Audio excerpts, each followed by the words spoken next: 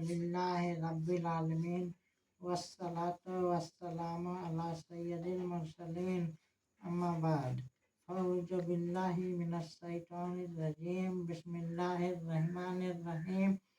रिसालत की जलालत। मेरे मोहतरम सामईन, खत्म नबूवत के नारे लगाना आसान है, लेकिन खत्म नबूवत की रूह की समझना मुश्किल।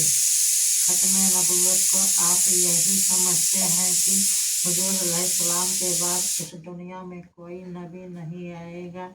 नहीं, ऐसा नहीं, नबी आएगा जरूर। हजरत ईसा अलैहिस्सलाम नबी थे, वो आएंगे। हमें ये कहना चाहिए कि हुजूर अलैहिस्सलाम की नबूवत के बाद अब कोई माई का लाल नबी बन सकता ही नहीं, बल्कि हजरत ईसा अलैहिस्सलाम भी आएंगे तो अपनी शरीयत और अपनी इंजील लेकर नहीं, वो भी हुजूर की शरीयत लेकर आएंगे। एक दफ़ा हजरत उमर रज़ियल्लाहु तआला अन्हु तौरात के चंद औराक लेकर दरबार नबवी में हाजिर हुए और हुजूर अक़दस सल्लल्लाहु अलैहि वसल्लम के सामने उन्हें पढ़ना शुरू किया। सहाबा भी मौजूद थे।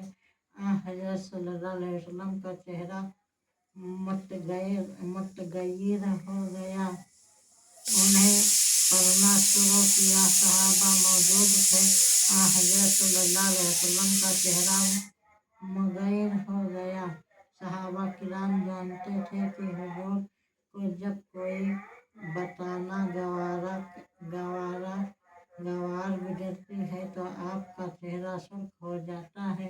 हजरत उमर रज़ियल्लाहु तआला अन्हु मुसलसल तौरात के वर्क उलटते जाते और पढ़ते जाते कि हजरत सिद्दीक़ अकबर रज़ियल्लाहु तआला अन्हु ने कहा, ऐ उमर, देखते नहीं हुजूर अलैहिस्सलाम का चेहरा मुतगय्यर हो रहा है।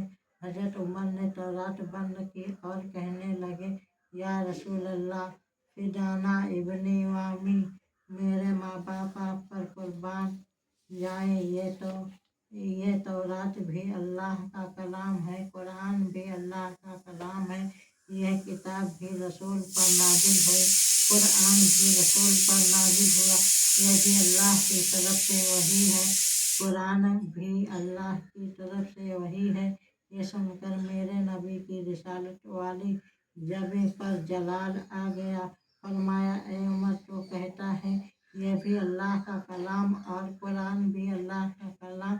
खुदा की कसम, अगर मूसा पैगंबर भी आ जाएं तो वो भी अपनी बनी इस्राएल की कौम का नबी बनकर नहीं आएंगे।